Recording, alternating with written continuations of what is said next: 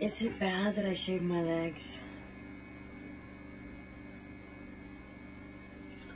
There's nothing in the Torah against it.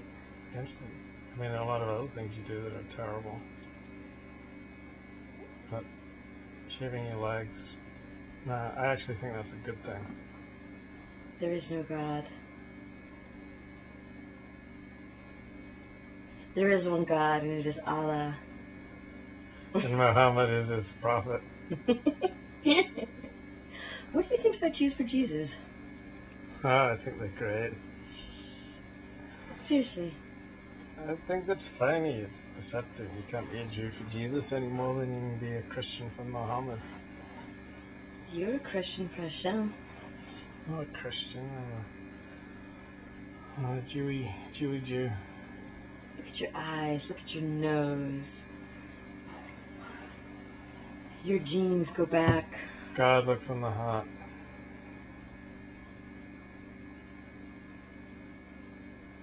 Judaism is a matter of looks. Judaism is about fulfilling the Torah. Judaism is about a lot of things to a lot of people. So how are you going to celebrate Tu B'Shvat? Real Torah Jews don't care about Tu B'Shvat. That's for like those gay Jews. I'm going to have an LGBT Seder. I bet you'll have an LGBT Seder and then you'll do all sorts of LGBT things at the Seder. I will. We're going to have 7 different types of fruit. Yeah, and those are just the guests. I set myself up for that. We're going to have wine in every different color. Oh boy, the gays will go crazy for that. Don't worry, you won't have to witness this. I'm coming. I don't think so. I'm coming to your LGBT Torah study. Well, I think you don't have a profound enough understanding of the Torah, and The Torah doesn't mention Tu B'Shvat. I'm not even talking about Tu B'Shvat. I don't think you would have the rhetoric or the knowledge to discuss these Limudei Kodesh. With your LGBT buddies. Mm-hmm. It's pretty hardcore. It's a lot in Hebrew. I think you might be confused. Well, luckily there's a rabbi who can explain things to a simple Jew such as myself. I'll help you. Thank you, baby. I want to come to your LGBT get-togethers. If you can't understand the words, I'll meld them for you. Thank you. I'll translate the Hebrew. Oh, you'll do the best you can considering how atrocious the Limudei Kodesh is at Ramaz. How come you don't know what bracha levatala is? I know what bracha levatala means. It means an unnecessary bracha. Mm-hmm. I was just testing you. Mm-hmm. Come, bring it on. Okay, can you recite Birkat HaGomel? Mm-hmm. If you give me a sitter. Okay, what bracha do you say when you tie your shoes in the morning? I don't know. You'll never be Jewish. What bracha do you say on thunder or lightning? Oh, something thanking God. Why does one say brachot?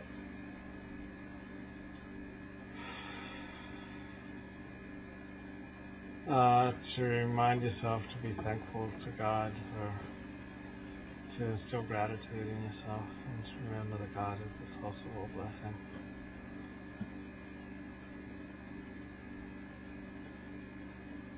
That's why I'm so happy. Happy, happy, happy. Are you blessed? I am. Don't try to bless me again on Friday night. Why won't you let me do the Yishmer? Why won't you let me do that blessing on you on I Friday may night? be young, but I'm not your daughter. You're like a daughter to me. Maybe like a kissing cousin. Yeah. If we were like southern inbred rednecks. Or like part of the like British upper classes. They're always having incest. I think that people say brachot to sanctify the mundane and the physical in life. Jeez Louise. Never thought I'd hear such words coming out of your mouth. Well, we're at least half animal. Watch your hands, buddy. Some of us are more animal than others. So, what's the next high holiday coming up?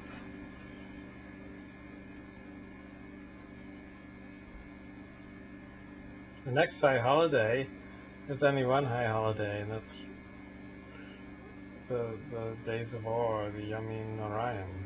The Jews don't call them high holidays, only Goyish Jews call them high holidays. Shalosh Regalim. What's the next one? Exactly. Well, it's Rosh Hashanah and Yom Kippur. You're forgetting a biggie. It begins with a P. Oh, that's not the high holidays. It's Yes, just it a is. festival. Shalosh Regalim. It's one of the 3.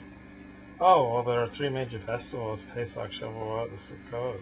Okay, so Any how are you simple Jew preparing? says, How are you preparing for Passover? I'm getting rid of the chametz out of my life. Just like, You mean like you're gonna stop eating carbs and do like an all-protein diet? I'm getting rid of all things that are impure from my life. All right, I've got to go now. No. I mean, what do you think about the concept of liberation? Is there anything that you're a slave to? Borrowing money.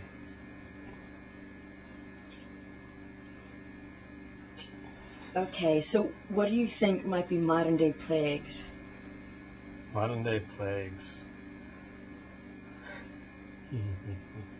Wow, young lady, you're really bringing it tonight. Thought you were just a pretty face. Okay, modern day plagues, modern day plagues, modern day plagues.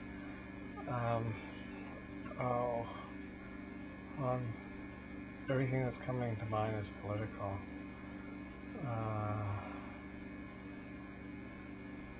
I don't want to get political. So what are modern day plagues? How about dating? Dating? No, I think dating is well, it's not Jewish. I mean, we don't date in the Torah world, we just get married. So dating is like the curse of the I think sexual- bad writing is a plague. I don't think you should be so hard on yourself. Let's not get competitive. How about hunger? How about poverty? I think it's probably less hunger proportionally, poverty. There's always been poverty, and there'll always be poverty. So I don't think poverty is a plague. I mean, I'm poor. Look how happy I am. Hunger. We've got enough food in the world to feed people. The only reason there are hungry people is because of despotic and evil regimes, such as in the Sudan. What does the Torah say about poor people? You can say it in English if you'd care to. Torah doesn't say anything specifically about poor people. It says about leaving the corners of your field for poor people to reap.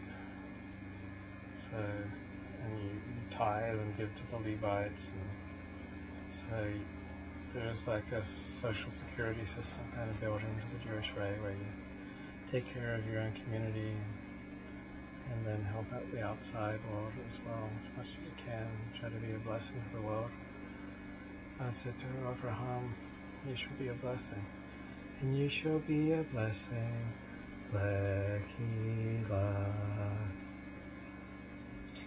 Can you do maybe a line or two from Debbie Friedman?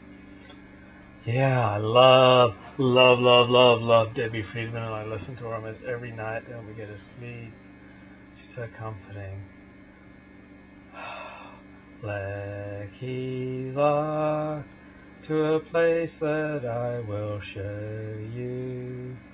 Lech lecha, to a place you do not know.